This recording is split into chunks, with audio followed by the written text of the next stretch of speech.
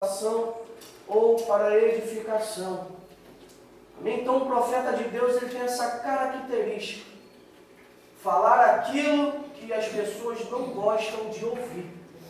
Se quando você fala, as pessoas não aceitam o que você fala, se você está falando dentro da Bíblia e as pessoas não aceitam o que você fala, tenha certeza que você foi um profeta levantado por Deus. Porque o profeta levantado por Deus, ele é criticado, ele é acusado. Hoje de manhã eu já recebi uns ataques pelo WhatsApp. A prima da minha esposa falou que Deus ama o pecador. Eu falei, Deus não ama o pecador. Quando ele se converter, Deus vai amar ele. E ali eu fui dando os versículos no Bíblia com a referência e falaram que eu estava julgando. Eu falei, você que está me julgando. É você que está me julgando, porque eu estou te mostrando o que está escrito, você não quer receber. E a desculpa do crente é essa, já viu quando ele quer ficar no erro? Ele vem em Mateus 7,1, não julgueis para não ser julgado. Pode ver, quando você fala a verdade, o único versículo que está na cabeça dele é Mateus 7,21. Eu falei, eu não preciso julgar ninguém, porque a Bíblia diz que Deus é juiz justo e se ira todos os dias. Então isso é ser profeta, irmão. Aleluia, falar sem medo de magoar ninguém, porque se está na Bíblia, é o que eu falo, às vezes chamam a gente de fanático. Eu estava pensando, irmão, se ser fanático é andar de acordo com a palavra, então eu sou fanático. Porque nós temos que ser fanáticos. Se ser fanático é estar de acordo com a palavra, meu irmão, eu sou fanático. Nós temos que viver a Bíblia da forma que ela é. Não tem que acrescentar e nem tirar. Está escrito. Bem, nós temos que viver a Bíblia. Nós temos que ser profetas que falam aquilo que Deus quer. Amém? Vamos ler a introdução. A lição desta semana versa sobre o dom ministerial de profeta. Estudaremos alguns aspectos deste dom à luz da Bíblia, mas também considerando o contexto histórico e cultural do Antigo Testamento.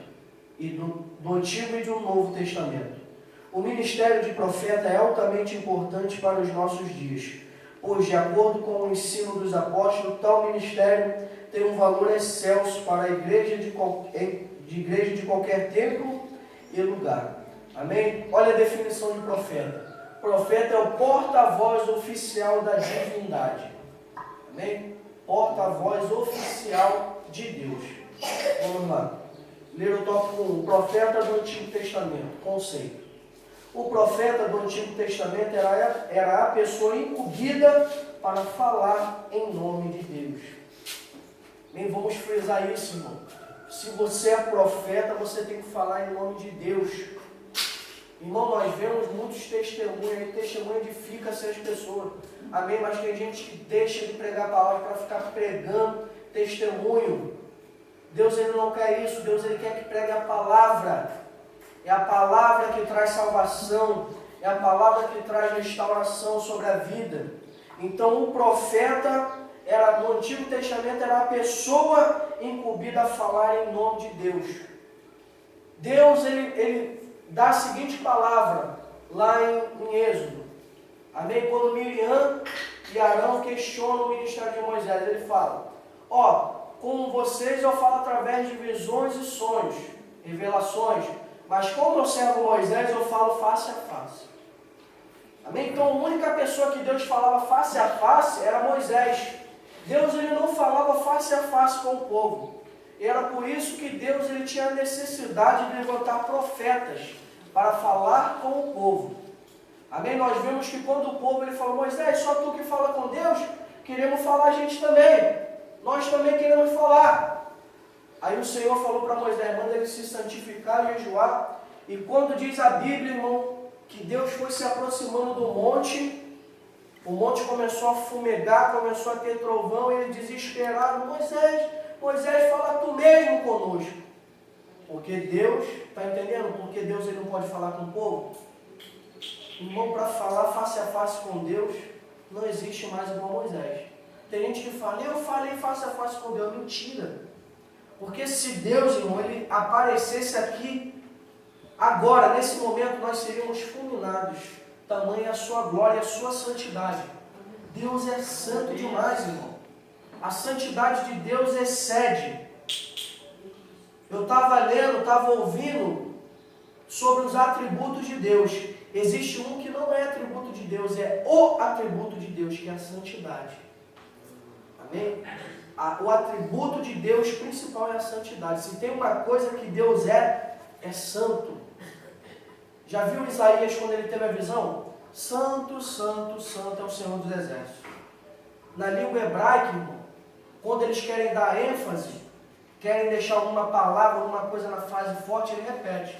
A gente não, né? A gente bota em negrito, a gente sublinha, a gente bota entre parênteses, entre aspas, quando a gente quer chamar a atenção no texto. Não, no hebraico eles repetem. Você já viu na Bíblia está escrito Deus é amor, amor, amor? Já viu? Não. Deus é misericordioso, misericordioso, misericordioso. Não. Agora, Deus é santo, santo, santo. Está entendendo a santidade de Deus? Aleluia. Então, profeta, por isso que Deus usava profeta, porque a santidade dele é tão grande que se ele se apresentasse ao povo, o povo era fulminado. Amém? Por isso a necessidade. Então, você e eu, profeta, nós somos levantados em nome, para falar em nome de Deus. Amém? Vamos lá.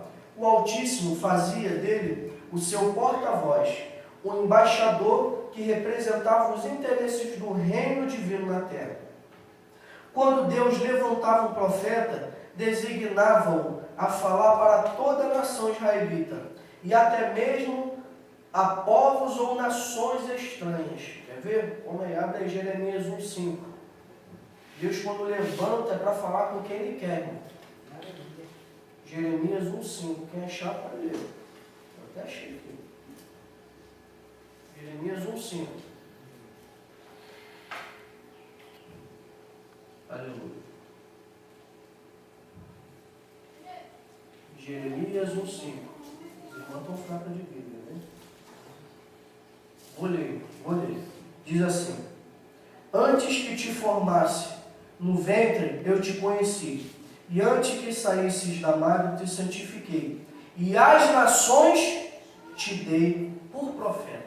Está vendo? Deus levantou Jeremias, não foi só para o povo de Israel, não, mas para todas as nações.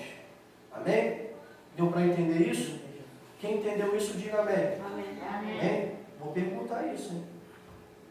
Vamos lá. Ao longo de toda a história veterotestamentária, o Senhor levantou homens e mulheres para profetizarem em seu nome. Samuel, o último dos juízes e o primeiro dos profetas para a nação de Israel. Amém? Elias e Eliseu, a profetisa Ruda, e muitos outros, os profetas, e muitos outros, como os profetas literários, como Isaías, Jeremias e Daniel. Amém? Além de Deus levantar os profetas, a qual Jeremias, Isaías que deixaram escrito, bem Obadias, Abacuque, Deus também levantou profetas que não tiveram seu livro, mas que não deixaram de ser tão importantes quanto os outros.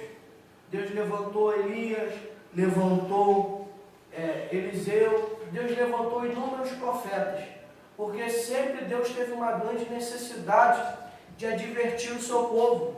Se Deus ele precisa levantar alguém para falar por ele, é porque o povo está fazendo coisas que não agradam. Você pode observar que Deus, quando levantava profeta em Israel, era para pregar contra o pecado, contra a idolatria, contra o erro do povo de Israel.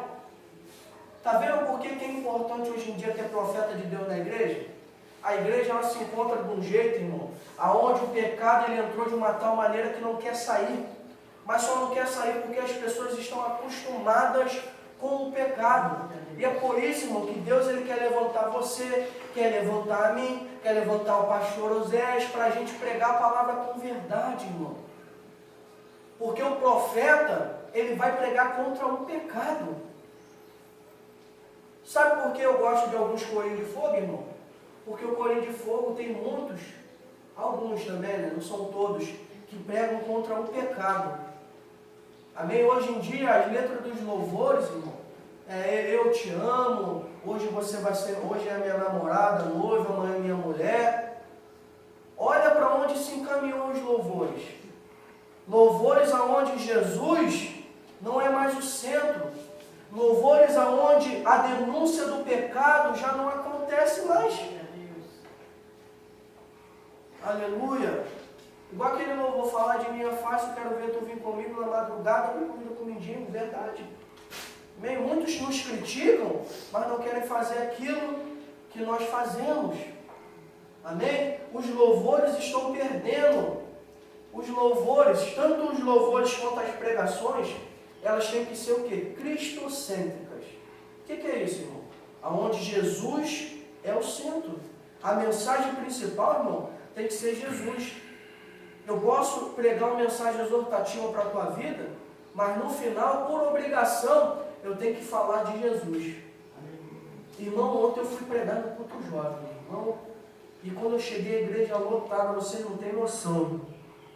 E ali o Senhor, mas é isso que o Senhor quer que eu pregue? Irmão, Deus, Ele estava com a mensagem ardendo no meu coração há meses. Eu achei que ia pregar uma coisa, achei que ia pregar sobre a ira de Deus, eu acabei falando só sobre pecado, meu irmão. Mas a igreja ficou com o olho assim arregalado. E ali a mensagem foi pregada e uma alma aceitou Jesus no final. Foi uma mensagem dura, mas foi uma mensagem de verdade.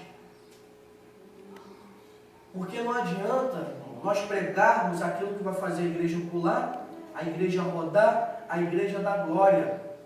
Nós temos que ser profetas, levantados para pregar a verdade. E a verdade, meu irmão, muitos vão te olhar, igual quando eu estava saindo. Quando eu estava saindo, eu demorei a sair. Aí estou vindo de bicicleta e estou vindo atrás de dois jovens. Aí a jovem está falando assim, não, eu até gostei da mensagem, mas eu sou pecadora. Porque eu falei que Deus mata o pecador. E eles ficaram com os olhos todos arregalados. E eu não falei nada que é mentira não. Eu mostrei na Bíblia que Deus mata o pecador. Está pensando o quê? Ó, Abacuque 1,13. Sabe o que diz? Que os olhos de Deus é tão puro que Ele não pode contemplar o mal.